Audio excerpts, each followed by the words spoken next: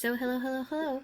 Today we're going to be solving the Introduction to Electrodynamics 4th edition by Griffiths problem 2.16, which is under section 2.23, applications of Gauss's law. In this problem, we're told a long coaxial cable carries a uniform volume charge density on the inner cylinder, and we're given that this has a radius of A.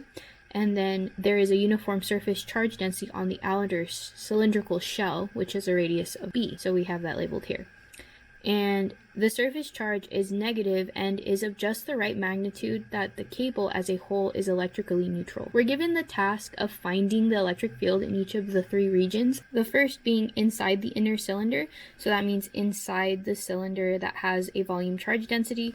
The second place we're supposed to find the electric field is between the cylinders, that is between the cylinder and the cylindrical shell. And then the third task is to find the electric field outside the coaxial cable. So that means entirely outside of it. Lastly, we're to plot the field as a function of S. In order to solve for this electric field, we can utilize Gauss's law, which states that the electric field dotted with the surface area is equal to the charge enclosed divided by epsilon naught. We also are going to take note that charge enclosed is equal to charge density multiplied by our volume integral. The reason we're using Gauss's law is because it's extremely useful in cases where we can exploit the symmetry of the problem. So that's places where we have spherical geometry, cylindrical geometry, which is our case at the moment, and then also infinite planes, where we can use a pillbox as our Gaussian surface. So to start with our first task of inside the cylinder, that means we want to choose a Gaussian surface which is a radial distance S, which is smaller than the radial distance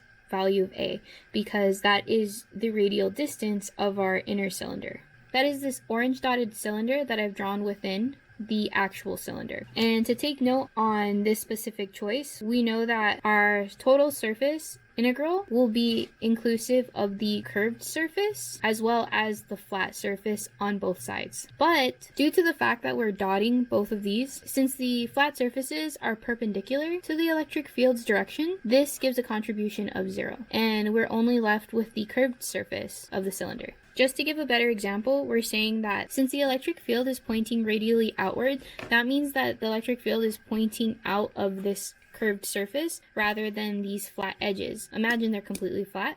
So parallel gives us stuff, perpendicular not so much. So this means with our contribution being 0 from the flat surface, we can conclude that the left side of our Gauss's law for the first portion of the problem is E dot dA is equal to the electric field times the surface area of the curved surface. So that is 2 pi SL. And we know that from the right hand side of the equation that this is equal to Q enclosed, so that means our charge enclosed divided by epsilon naught. We know that this is equal to the volume integral of charge density. If our charge density is uniform, which in this case it is, our volume charge density is stated to be uniform in the problem itself, we can move this outside with the integral and we just have the volume integral of the cylinder. And we have that our electric field multiplied by the surface area is equal to the charge density times the volume, all divided by epsilon naught. And if we move this over to the side by dividing both sides by area, then we get the electric field to equal this. So now that we're a little closer, we cross out the lengths, we cross out one of our s's,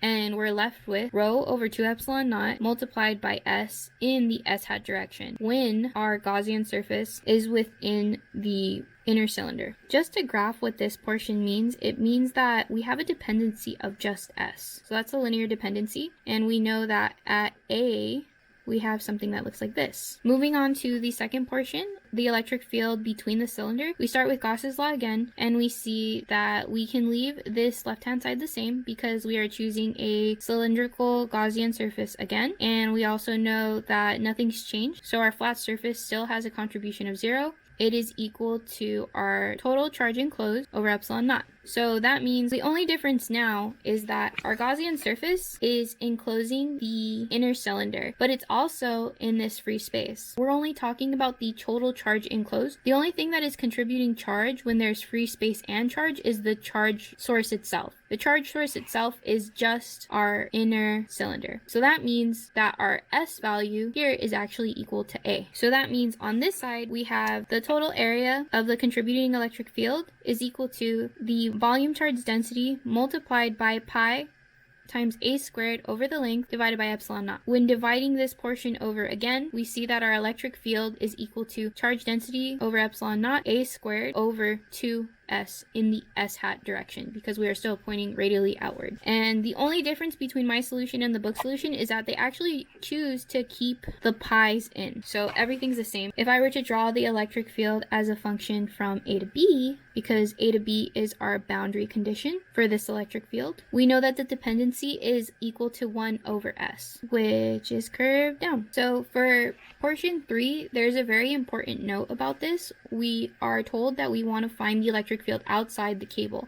From the get-go, we're already told that in the problem, the cable as a whole is electrically neutral. Neutral is fine and dandy to just say that the electric field is equal to 0, but a more analytical expression for this is to note that we're told that we have a volume charge density in here, and then later in the problem it states that the surface charge is negative and is of just the right magnitude. The surface charge is negative and is the right magnitude that the cable as a whole. And the right magnitude just means that in order for these two sides to be equal, we would need to multiply the charge density by the volume, and the surface charge by the area is equal to this. The contributions of both of this allow us to see that the field outside is electrically neutral, which means this charge enclosed is equal to 0. So our electric field outside the cable, where our Gaussian surface has a radius greater than the entire coaxial cable, is equal to 0. So last but not least, we're told to plot E as a function of S. So the electric field inside has a linear dependent on S, and the electric field between the cylinder and the cylindrical shell is a dependency of 1 over S. And then we have an electric field equal to 0 outside of that. So at this boundary, we drop instantaneously to 0. Thanks for solving the problem with me, guys. Deuces.